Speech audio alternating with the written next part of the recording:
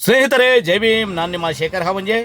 ಇದು ನೀವು ನೋಡ್ತಿರುವ ದೃಶ್ಯ ಉಡುಪಿ ಜಿಲ್ಲೆಯ ಉಡುಪಿ ತಾಲೂಕಿನ ನಗರಸಭಾ ವ್ಯಾಪ್ತಿಯ ಶಿರಿಬೀಡು ವಾರ್ಡಿನಲ್ಲಿರುವ ಉಡುಪಿ ನಗರದ ಹೃದಯ ಭಾಗದ ಸರ್ವಿಸ್ ಬಸ್ ನಿಲ್ದಾಣದ ಬಳಿ ಇರುವ ಕ್ಲಾಕ್ ಟವರ್ ಎದುರುಗಡೆ ನಿರ್ಮಾಣವಾಗಿರುವ ಬಹುಮಹಡಿಗಳ ಕಮರ್ಷಿಯಲ್ ಕಟ್ಟಡ.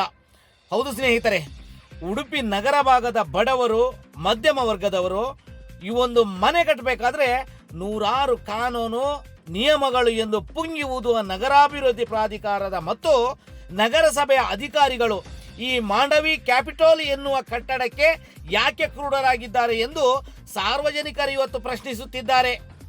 ನಿಯಮದ ಪ್ರಕಾರ ಯಾವುದೇ ಕಟ್ಟಡ ಕಟ್ಟಬೇಕಾದ್ರೆ ಕಟ್ಟಡಕ್ಕೆ ಸೆಟ್ ಬ್ಯಾಕ್ ಬಿಡಬೇಕು, ಆ ಕಟ್ಟಡಕ್ಕೆ ಬೇಕಾದ ಪಾರ್ಕಿಂಗ್ ವ್ಯವಸ್ಥೆ ಮಾಡಬೇಕು.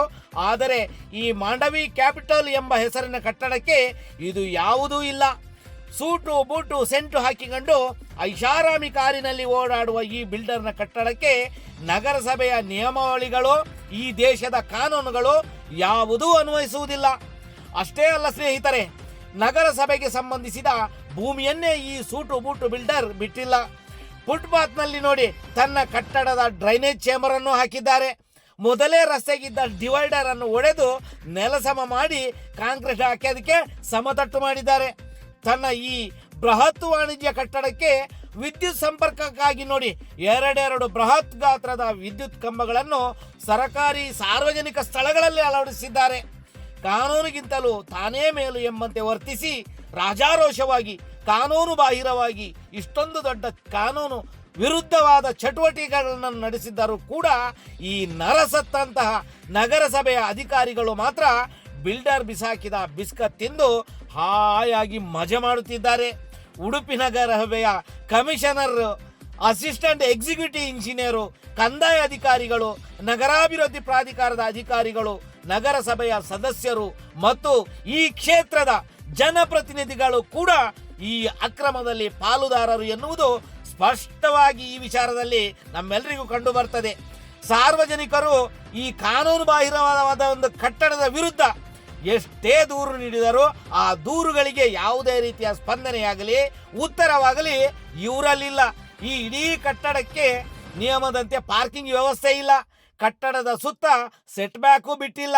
ಆದರೂ ನಗರಸಭೆ ಅಧಿಕಾರಿಗಳು, ಈ ಸ್ಥಳೀಯ ಜನಪ್ರತಿನಿಧಿಗಳು ಈ ಅಕ್ರಮ ಕಟ್ಟಡಕ್ಕೆ ಬೆನ್ನೆಲುಬಾಗಿ ನಿಂತಿದ್ದಾರೆ. ಅಂದರೆ ಇವರಿಗೆಲ್ಲ ಈ ಸೂಟು ಬೂಟು ಬಿಲ್ಡರ್ ಯಾವ ಮಟ್ಟದಲ್ಲಿ, ಎಷ್ಟು ದೊಡ್ಡ ಮಟ್ಟದಲ್ಲಿ ಪರ್ಸೆಂಟೇಜ್ ಕೊಟ್ಟಿರಬಹುದು ಎಂದು ನೀವೇ ಊಹಿಸಿ. ಈ ಅಕ್ರಮದಲ್ಲಿ ಲಂಚಬಾಕ ಅಧಿಕಾರಿಗಳ ಪಾಲು ಎಷ್ಟಿದೆ ಎಂದು ನೀವು ಕೇಳಿದರೆ ನಿಮಗೆ ಅಚ್ಚರಿಯಾಗಬಹುದು. ಈ ಕಟ್ಟಡದ ವ್ಯಾಜ್ಯ ನಿಜವಾಗಲೂ ನ್ಯಾಯಾಲಯದಲ್ಲಿದ್ದರೂ ಕೂಡ ಅಧಿಕಾರಿಗಳು ಮಾತ್ರ ಈ ಕಟ್ಟಡ ಕಟ್ಟಲು ತುದಿ ಕಾಲಲ್ಲಿ ನಿಂತು ಬೆಂಬಲ ನೀಡಿರುವುದು ಗುಟ್ಟಾಗೇನು ಉಳಿದಿಲ್ಲ. ಈ ಬಿಲ್ಡರ್ನಿಂದಾಗಿ ದಿನನಿತ್ಯ ಹಿಂಸೆ ಅನುಭವಿಸುತ್ತಿರುವ ಹಿರಿಯ ನಾಗರಿಕರ ಬದುಕೆ ಇವತ್ತು ನರಕಮಯವಾಗಿ ಬಿಟ್ಟಿದೆ. ಈ ಕಟ್ಟಡ ನಿರ್ಮಾಣಕ್ಕಾಗಿ ಪಕ್ಕದಲ್ಲೇ ವಾಸವಾಗಿರುವಂತ ಒಂದು 4-5 ಜನ ಹಿರಿಯ ನಾಗರಿಕರ ಕಾಲಿಗೆ ಬಿದ್ದು ನಮಗೆ ರಸ್ತೆ ಕೊಡಿ ಅಂತ ಬೇಡಿಕೊಂಡಾಗ ಮಾನವೀಯತೆಯ ದೃಷ್ಟಿಯಿಂದ ರಸ್ತೆಗೆಂದು ಭೂಮಿ ಬಿಟ್ಟುಕೊಟ್ಟ ಆ ಹಿರಿಯ ನಾಗರಿಕರ ಮನೆಗೆ ಹೋಗಲು ಇವತ್ತು ರಸ್ತೆನೇ ಇಲ್ಲದಂತ ಮಾಡಿದ್ದಾರೆ ಈ ಸೂಟು ಬೂಟು ಬಿಲ್ಡರ್. ನ್ಯಾಯಾಲಯದ ಆದೇಶದಂತೆ ನಿವೇಶನದ ಮಧ್ಯೆ ಇದ್ದ ರಸ್ತೆಯನ್ನು ₹1 ಹಣವನ್ನು ಕೊಡದೆ ಬಿಲ್ಡರ್ಗೆ ಬಿಟ್ಟುಕೊಟ್ಟಿದ್ದಾರೆ.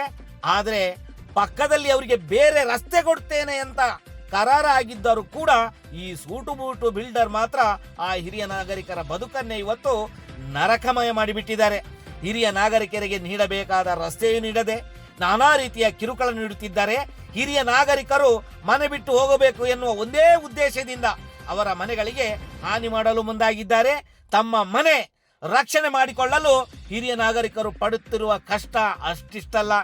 ಈ ಬಗ್ಗೆ ಹಿರಿಯ ನಾಗರಿಕರು ಪೊಲೀಸ್ ಠಾಣೆ ಹತ್ತಿದರೂ ಕೂಡ ಯಾವುದೇ ಪ್ರಯೋಜನ ಆಗಿಲ್ಲ. ಹೀಗಾಗಿ ಈ ಅಕ್ರಮ